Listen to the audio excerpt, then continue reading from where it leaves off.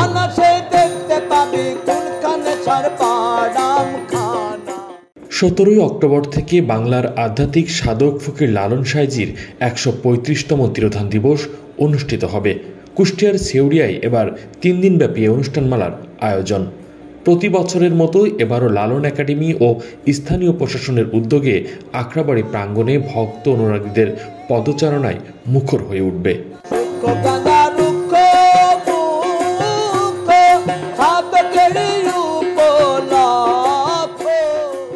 অনুষ্ঠানের আগে থেকেই আখড়াবাড়ি এলাকা জুড়ে লালন গীতির সুরে মুখরিত হয়ে ওঠে পরিবেশ। দেশের বিভিন্ন জেলা ছাড়াও নানা দেশের গবেষক ও লালন ভক্তরা যোগ দেন এই উৎসবে। 3 দিনব্যাপী আয়োজনে লালন সঙ্গীত পরিবেশন, আলোচনা সভা, বাউল মেলা, আখড়াবাড়ি প্রাঙ্গণে বাউল ও ফকিরদের সমাবেশ ঘটে। দূর দূরান্ত থেকে ছুটে আসে দর্শনার্থীরা। মেলা মানেই আপনার মানুষজন সমাগম।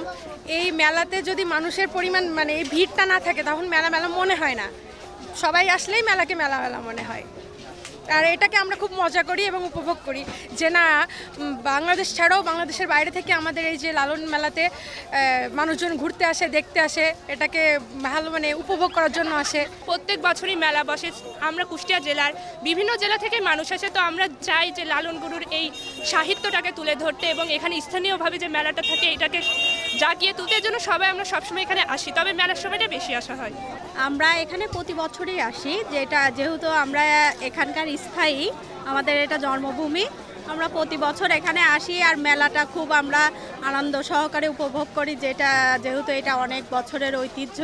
লালন ভক্তদের ভাষ্যমতে এই তিরোধান দিবস কেবল স্মরণ উৎসব নয়, এটি মানব ধর্ম, সাম্য চেতনা, অসাম্প্রদায়িকতার বার্তা ছড়িয়ে দেওয়ার এক মহাসম্মেলন।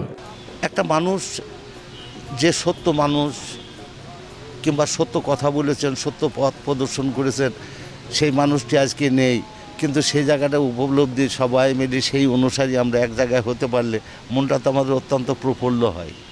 আমাদের এখানে কেন্দ্রবিন্দু, এখানে আমরা এগুলা চর্চা করি, আমাদের গুরু পরম্পর ধর্ম, সেই ক্ষেত্রে এখানে এসে আমাদের এই দোল পূর্ণিমাতে সবাই একত্রিত হয়ে আমরা এই জিনিসগুলা গুরু গোসাই যারা আমাদের শিক্ষা দান করে তাদের কাছে আসি এবং সাঁইজির এই তিরোধান সাধুসঙ্গ উপলক্ষ করে আমাদের আশা। প্রশাসনের পক্ষ থেকে নিরাপত্তা ব্যবস্থা জোরদার করা হবে। দর্শনার্থীদের যাতায়াত সহজ করতে অস্থায়ী গাড়ি পার্কিং ও তথ্য কেন্দ্র খোলা হবে। আখড়াবাড়ি ও আশপাশের এলাকায় বিশেষ স্বেচ্ছাসেবী দলও কাজ করবে।